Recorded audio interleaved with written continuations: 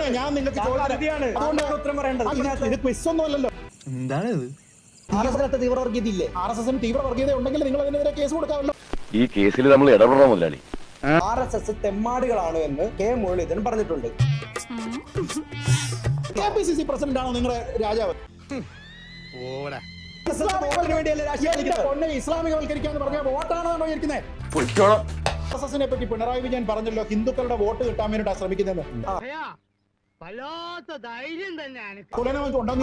ഉണ്ട്, പിണറായി വിജയൻ പറഞ്ഞു ഹിന്ദുക്കളുടെ വോട്ട് കിട്ടാന്ന് പറഞ്ഞെന്തിനാ? കേരളത്തിനെ ഇസ്ലാമികവൽക്കരിക്കാനുള്ള ഒരു അജണ്ട ഒരാൾക്കുണ്ട് എന്ന് മുഖ്യമന്ത്രി പറഞ്ഞ അക്കൗണ്ടബിലിറ്റി ഉള്ള സ്റ്റേറ്റ്മെന്റ് ആണ്. തെമ്മാടി എന്നുള്ള നിങ്ങളുടെ ബ്ലാങ്കറ്റ് സ്റ്റേറ്റ്മെന്റ് അല്ല. ഇമാതിരി ഭദ്രാവതി കോമഡി അടിച്ചാണ്ടല്ലോ. PS അച്യുതാനന്ദൻ PFI എതിർത്തു, RSSനെ അല്ല എതിർത്തത്. അപ്പൊ നമ്മളും വിട്ടുകൊടുക്കാൻ പാടില്ലല്ലോ. അത് കൊള്ളാമല്ലോ. മുസ്ലിങ്ങളെ ഇങ്ങോട്ട് ഹിന്ദുക്കളാക്കി കഴിഞ്ഞാൽ അത് ഹൈന്ദവൽക്കരണം അല്ലേ?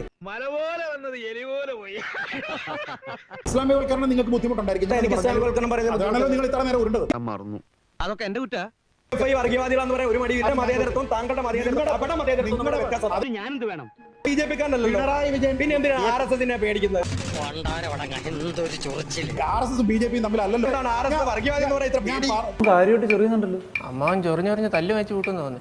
RSSും മോദിയും വർഗീയവാദിയാണോ? ഇവിടുത്തെ നാട്ടുകാർ ചുമ്മാ പറഞ്ഞുണ്ടാക്കി വെറും കഥകളാണ്. Narendra Modi including Amit Shah including Yogi Adityanath വർഗീയവാദികളാണ്.